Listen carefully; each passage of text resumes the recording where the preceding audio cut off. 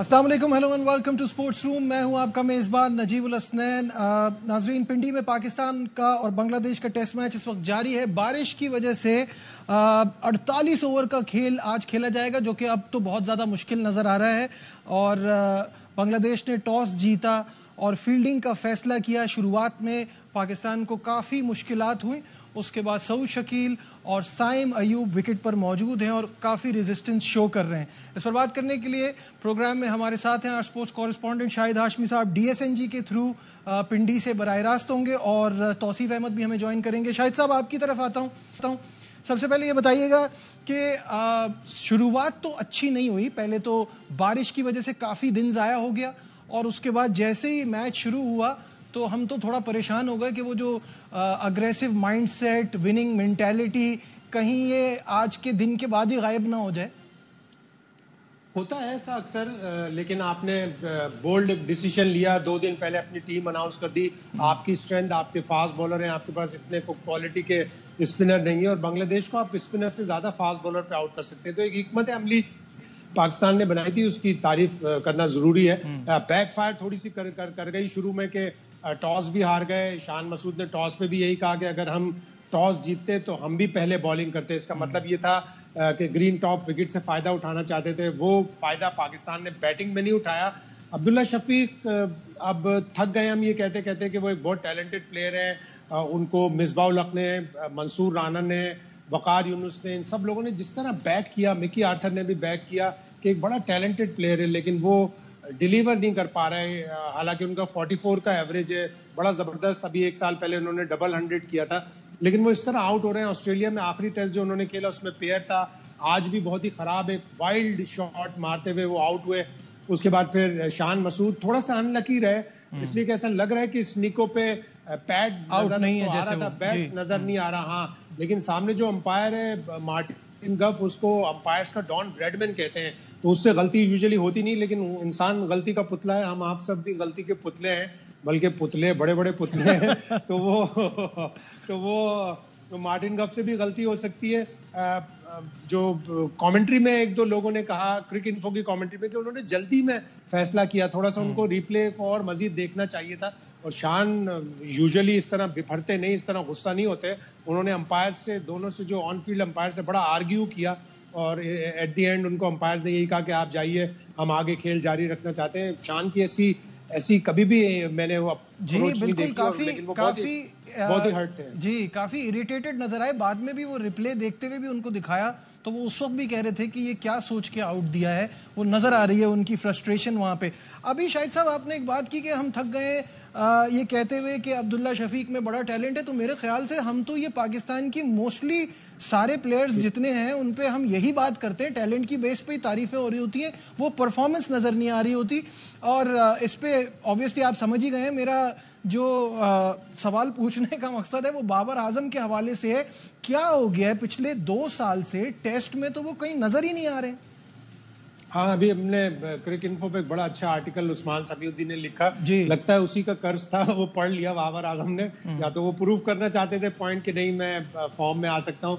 बाबर आजम कुछ T20 world cup के बाद से इतना विजिबल भी नजर नहीं आया, इनविजिबल थे। उन्होंने आके कोई प्रेस कॉन्फ्रेंस भी नहीं की, बताया भी नहीं कि हम क्यों हारे T20 वर्ल्ड कप में, और अवे थे शायद क्रिकेट से, इसलिए भी ऐसा कुछ हुआ। और वो अंदर आने वाली गेंदों पे जिस तरह आउट हो रहे हैं, वो एक वाकई लम्हा फिक्रिया है। 14 टेस्ट मैच जो उन्होंने होम में खेले, उसका ये पहला उनका 0 है। तो ये भी एक बड़ी बात है कि जाहिर है कभी ना कभी तो उन्होंने 0 पे आउट होना था। लेकिन बाबर आजम से लोग तवक्को करते हैं अच्छी 50 की, अच्छी 100 की। काफी अरसे से उन्होंने टेस्ट में कोई 50 भी नहीं की, और आज इनिशियली वो ऐसा लग रहा है, चाहे वो कोई भी फॉर्मेट हो, इनिशियली थोड़ा सा पैनिक में नजर आते हैं, थोड़ा सा नर्वस नजर आते हैं। जबकि इतना टैलेंट है, दुनिया के नामवर खिलाड़ियों में शुमार की जाते हैं, तो उनको नर्वसनेस शो नहीं करनी चाहिए। यूजुअली कोई भी बैट्समैन पिच पर आता है तो स्किटिश तो होता है, नर्वस तो होता है, लेकिन बाबर आजम जैसे प्लेयर से आप ये एक्सपेक्ट नहीं करते। बिल्कुल सही है।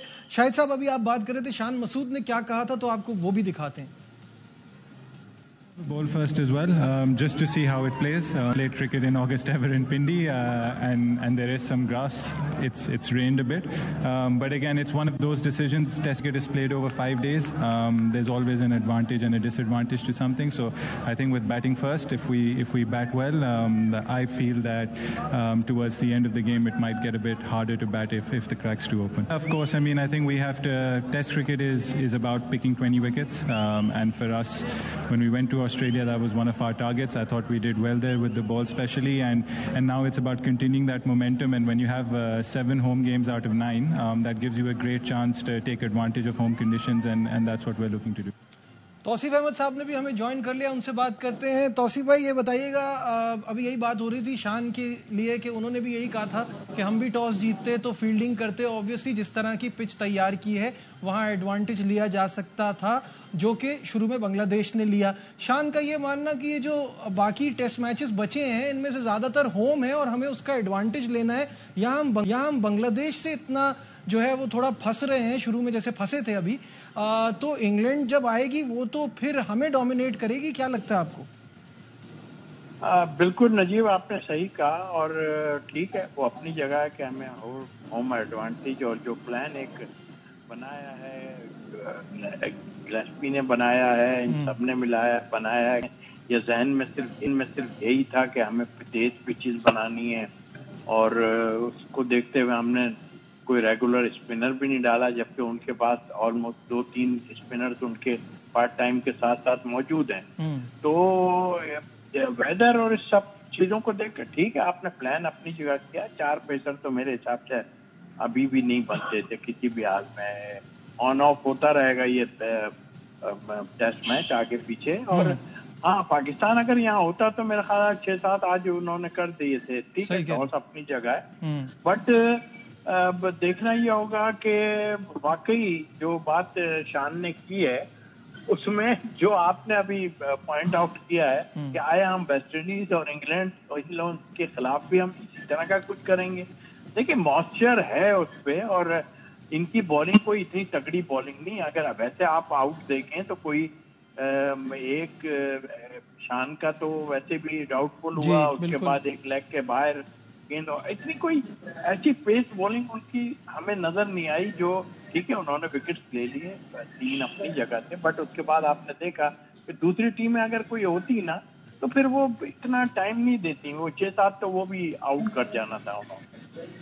बिल्कुल सही कह रहे हैं शाहिद साहब, आप इस बात से अग्री करते हैं कि बांग्लादेश की बॉलिंग में इतनी डेप्थ नहीं है उनकी पेस बॉलिंग में, वरना इस पिच का वो अगर एडवांटेज लेते तो अभी ये हमारे बहुत सारे आउट होते। और दूसरा, इसी में ये भी आप अपनी राय दे दीजिएगा इस बात पे कि शान होम सीरीज को बहुत इजी ले रहे हैं, ये नहीं सोच रहे कि अभी हमें बेसबॉल भी फेस करनी है। बांग्लादेश को 2 फास्ट बॉलर के साथ अपना ताइजुल इस्लाम को खिलाना चाहिए था, जो एक विकेट टेकिंग बॉलर है।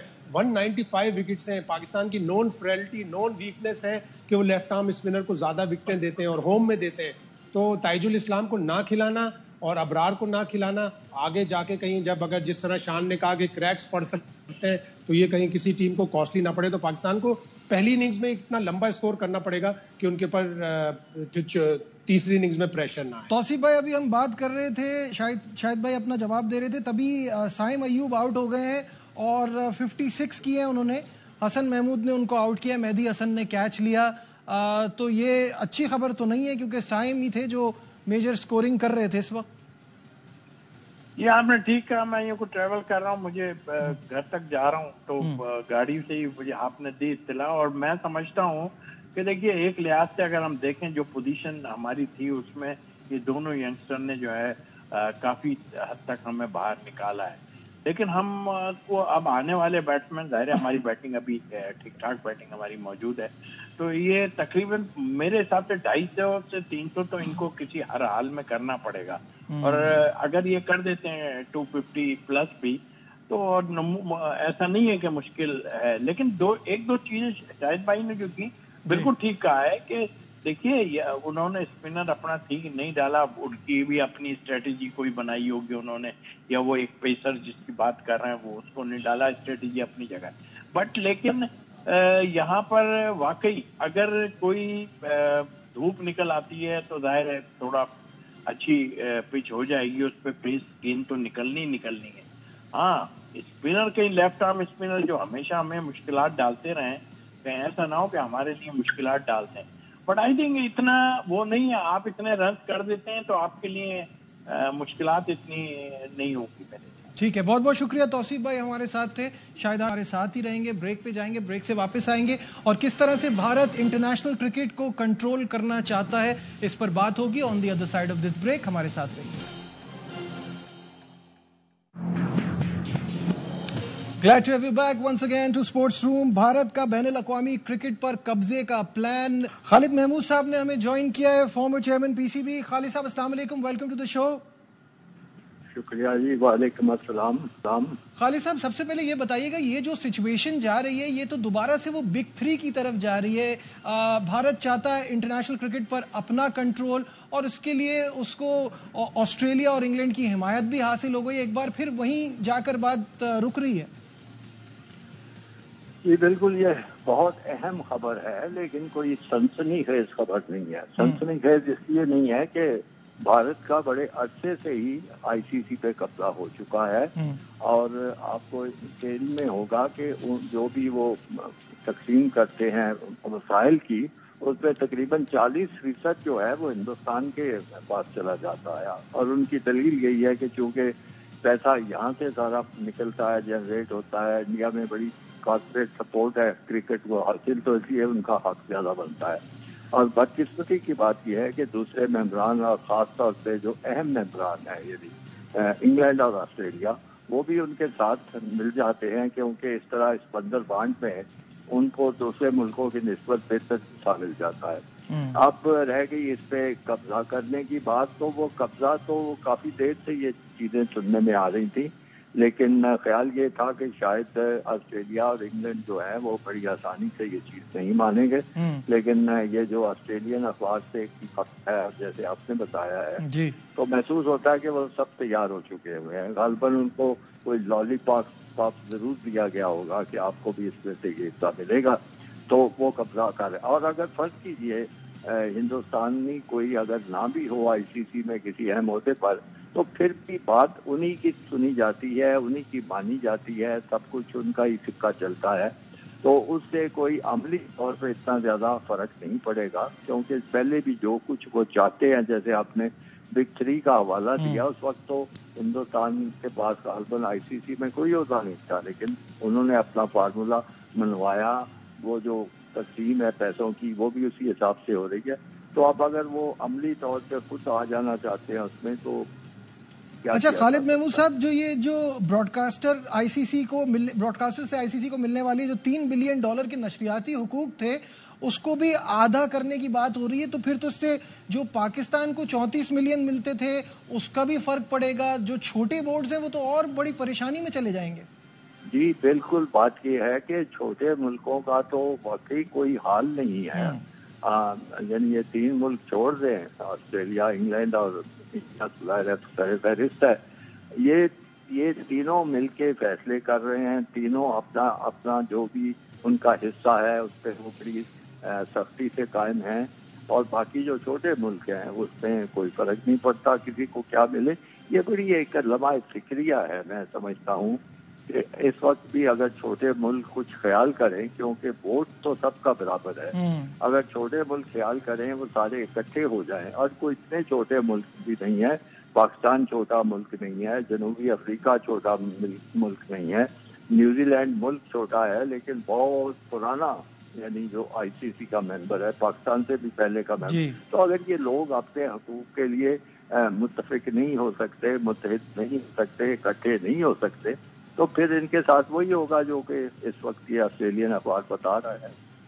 ठीक है, बहुत बहुत शुक्रिया खालिद महमूद साहब, अपने ओपिनियन शेयर कर रहे थे। शाहिद हाशमी साहब की तरफ एक बार फिर बढ़ते हैं। शाहिद साहब, ये तो बड़ी परेशानी की बात है, जय शाह को चाहिए फुल कंट्रोल, और उसके बाद फाइनेंशियल इशू पे तो हमने बात की, और क्या मसाइल पेश आएंगे? पाकिस्तान के लिए खतरे की बात है? बिल्कुल खतरे की बात है, जितने छोटे मुल्क हैं उनके लिए खतरे की बात है। कंट्रोल तो बिल्कुल खालिद महमूद साहब ने सही कहा कि पहले से था, अपना कंट्रोल मजीद बढ़ाना चाहते हैं। और जय शाह अब अगर आईसीसी के बिल्कुल चेयरमैन बनेंगे, उनको ऑस्ट्रेलिया और इंग्लैंड की हिमायत हासिल है, और 27 अगस्त तक बोर्ड्स ने अपने नॉमिनीज भी देने होंगे कि ये चेयरमैन के लिए लड़ेंगे। लग रहा है कि बिला मुकाबला ही वो मुंतखब हो जाएंगे जय शाह, और उसके बाद उनका पहला अमल, 2-3 अमल में से जो पहला स्टेप होगा, एक तो वो ये होगा कि वो आईसीसी का सदर जो है वो इंडिया में ले जाएंगे, इसलिए कि भारत कई दफा, मेरे जराए बताते हैं कि कई दफा एतराज उठा चुका है कि दुबई में आईसीसी की ऑपरेशनल कॉस्ट मंथली तकरीबन $45,000 है, और ये आईसीसी के पैसे सारे जाहिर है 80% पैसे इंडिया की तरफ से जाते हैं। दूसरा स्टेप उनका होगा कि 4 टीमों की टॉप टीयर बनाएं, वही ज्यादा टेस्ट क्रिकेट खेलेंगे। आप अंदाजा लगाएं कि ये पहले से भी हो रहा है। 2019 के बाद से अगर किसी भी टेस्ट सीरीज में ऑस्ट्रेलिया, इंग्लैंड और भारत इन्वॉल्व नहीं होते तो वो सिर्फ 2 टेस्ट मैचों की होती है। ऑस्ट्रेलिया, इंग्लैंड और इंडिया इन्वॉल्व होते हैं तो 2 से ज्यादा टेस्ट की होती है। अब जाके श्रीलंका को 3 टेस्ट मिले 5 या 6 साल के बाद, तो वो ऑलरेडी सेकंड टीयर तो चल ही रही है टेस्ट क्रिकेट की, तो उसमें हमें अपना हाउस इन ऑर्डर करना पड़ेगा, हमें अपनी टीम अच्छी करनी पड़ेगी। हम टेस्ट में बहुत पीछे चल रहे हैं, हमें टेस्ट में अपनी टीम की परफॉर्मेंस टॉप 3 में लानी है। अगर हम T20 वर्ल्ड कप के पहले राउंड में इसी तरह हारेंगे शर्मनाक तरीके से तो हमें कोई लिफ्ट नहीं कराएगा, हमें कोई वैल्यू नहीं कराएगा। बिल्कुल सही कह रहे हैं। हम ऑस्ट्रेलिया और इंग्लैंड इसलिए साथ देंगे भारत का कि उनके टीवी राइट्स ऑलरेडी बहुत अच्छे हैं, दोनों के बिलियन, ऑस्ट्रेलिया का $1.5 बिलियन का टीवी राइट्स है 4 या 5 साल का, इंग्लैंड का भी 1.52 बिलियन को टच करता है पाउंड्स में, जो 5 साल के उनके टेलीविजन राइट्स हैं। हम तो टेलीविजन राइट्स बेचने में भी हमें बड़े प्रॉब्लम हो रहे हैं, मार्केट भी जाहिर है स्लो है, हमारी लो है, और उसके साथ हमारी टीम की अगर परफॉर्मेंस अच्छी नहीं होगी तो हमें टेलीविजन राइट्स की मद में भी पैसे नहीं मिलेंगे, और अगर हमें $34 मिलियन की रकम आधी हो गई तो उसमें फिर हमें मजीद स्ट्रगल करना पड़ेगा। ठीक है, बहुत बहुत शाहिद हाशमी साहब हमारे साथ थे, और आज की एक बड़ी डेवलपमेंट थी, बड़ी खबर थी। इस पे जो अपडेट आती रहेगी वो प्रोग्राम में शामिल करते रहेंगे। इस वक्त हमें ज्वाइन किया है हमारे नुमाइंदे शहजाद मलिक ने, और मिक्स मार्शल आर्ट्स में बड़े शानदार मुकाबले जारी हैं। शहजाद अपडेट करेंगे। जी शहजाद। जी हाँ बिल्कुल, आज सेमीफाइनल मरहला जो है वो अभी तक जारी है, और शाम तक जो है वो फाइनल लाइनअप जो है वो हो जाएगा। पाकिस्तानी फाइटर्स ने आज बहुत अच्छी परफॉर्मेंस का मुजाहरा किया। 1-2 फाइटर्स जो है उनको शिकस्त का भी सामना करना पड़ा, लेकिन बाकी फाइटर्स ने जो है वो कामयाबी भी हासिल की। सबसे बड़ी कामयाबी जो है वो बानो भट्ट ने, जो कि जूनियर कैटेगरी की थी, और उन्होंने सीनियर कैटेगरी में भारतीय फाइटर को जो है वो तीसरे राउंड में जाके शिकस्त दी, और ये बड़ी खुशाइन बात है, और उन्होंने बड़ी खुशी का इजहार भी किया। बानो भट्ट ने, उनका यही कहना था कि उनके कोच ने उनसे कहा कि अगर वो सीनियर कैटेगरी में लड़ेंगी तो बेहतर हो जाएगा, तो उन्होंने अपने कोच की बात मानते हुए सीनियर कैटेगरी में मुकाबला किया और भारतीय फाइटर को जो है वो शिकस्त दी। बहुत बहुत शुक्रिया शहजाद मलिक, हमारे नुमाइंदे और मिक्स मार्शल आर्ट्स के हवाले से हमें अपडेट कर रहे थे। आज के प्रोग्राम में बस इतना ही। दीजिए अपने मेजबान नजीबुल हसनैन को इजाजत। अपना बहुत ख्याल रखिए। अल्लाह हाफिज।